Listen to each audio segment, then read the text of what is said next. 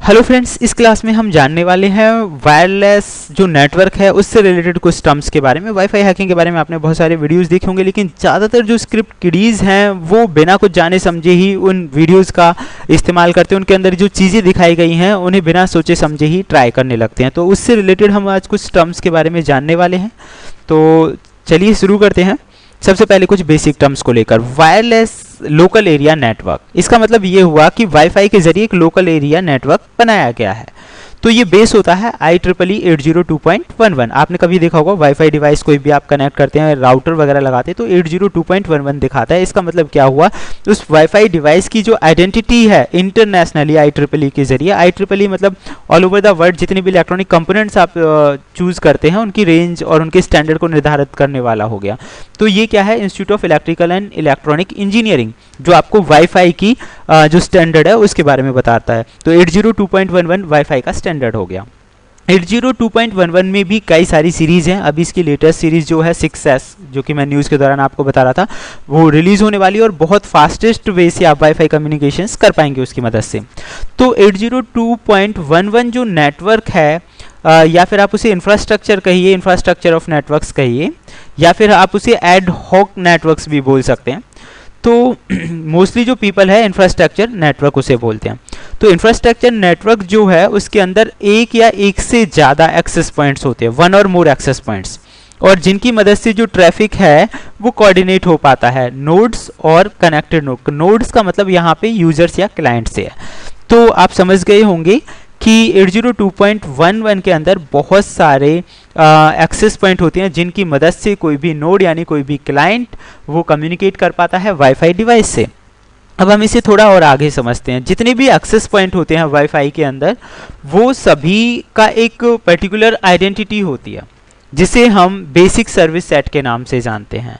और मेनली आपने देखा होगा जब वाईफाई अटैक किए जाते हैं या वाईफाई पेनिट्रेशन टेस्टिंग की जाती है तो उस दौरान BSSID करके आपको कुछ कोड्स मिलते हैं। तो BSSID का मतलब होता है बेसिक सर्विस सेट आइडेंटिफायर, जो कि मैक एड्रेस के साथ जुड़ी होती है, जो यूजुअली मैक एड्रेस ही आप उसे कह सकते हैं। यानी कि मैक एड्रेस पहला ऐसा माध्यम होता है जिसकी मदद से हम पहचान पाते हैं कि हमारी जो मेन डिवाइस है जिससे हमें कम्युनिकेशन करना है वो कौन सी है।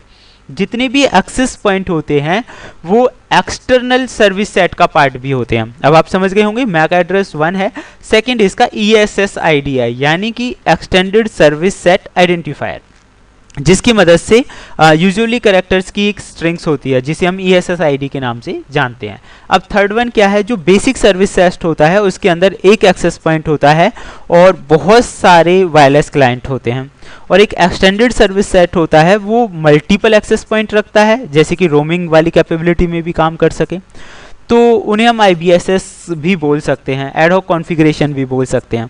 तो एक्सेस पॉइंट उम्मीद करता हूँ आप समझ गए होंगे। एक्सेस पॉइंट वो जरिया है जिसकी मदद से कोई भी क्लाइंट कम्युनिकेशन कर पाता है, जिसके अंदर BSSID और ESSID आते हैं।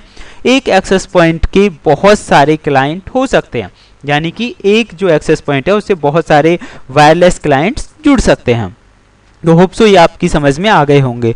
तो एड हॉक क्या होता है, एड हॉक नेटवर्क्स जो होता है उनका कोई एक्सेस पॉइंट नहीं होता, सेंट्रल कोऑर्डिनेशन होता है। मान लीजिए आप किसी वाईफाई से कनेक्ट होके कोई भी नेट अगर आप चला पा रहे हैं तो आप एड हॉक्स हैं, मतलब आपका खुद का कुछ नहीं है, वो जो एक्सेस पॉइंट है जिसकी मदद से आप नेट चला पा रहे हैं वो मेन चीज़ है। तो जितने भी नोड इसमें कनेक्टेड होते हैं पीयर टू पीयर कनेक्टेड होते हैं, जो फ्री वाईफाई से या वैसे होते हैं, डायरेक्टली कोई भी कनेक्ट हो जाए उनसे। तो जितने एड हुक्स होते हैं इनका भी सर्विस सेट आइडेंटिफायर होता है जिसकी मदद से जो सर्विसेज हैं वो आइडेंटिफाई की जाती हैं। तो ये बेसिक टर्म्स थी, कुछ जानने वाली चीज़ें। फ्रेम्स की अगर हम बात करें तो 802.11 नेटवर्क्स के अंदर डाटा फ्रेम्स होती हैं अलग अलग तरह की, जिनका काम होता है मैनेज करना, कंट्रोल करना। जैसे कि आप जाने 3 तरह की जो फ्रेम्स हैं वाईफाई कंटेन करता है। डाटा फ्रेम्स जो कि रियल डाटा को कंटेन करती है, कंट्रोल फ्रेम जो मैनेज करती है एक्सेस को या रोकती है। कंट्रोल मतलब कंट्रोल करने का काम हो गया, जो क्लाइंट्स किस तरह की रिक्वेस्ट दे रहा है उस पर कंट्रोल करने का जो काम है वो कंट्रोल फ्रेम करेगी। और मैनेजमेंट जो फ्रेम है वो मैनेज करने का काम करेगी कनेक्टिविटी को। तो इस तरह से ये सारी चीज़ें मिलकर एक वाईफाई नेटवर्क में आपको हेल्प करती हैं जिससे कि आप कम्युनिकेशन कर पाते हैं। अब एक जो हैकर या अटैकर होता है इन सारी चीज़ों को बखूबी जानता और समझता है और इनकी कमियों का फ़ायदा वो उठाता है। BSS आईडी हो गई, ESS आईडी हो गई, या फिर जो इसकी फ्रेम्स हैं उनकी किसी कमी का वो बेनिफिट ले पाता है। तो फिलहाल के लिए सिर्फ इतना ही। नेक्स्ट वीडियो में हम इससे रिलेटेड और इम्पोर्टेंट इन्फॉर्मेशन के बारे में जानेंगे। तब तक के लिए thank you friends, good bye.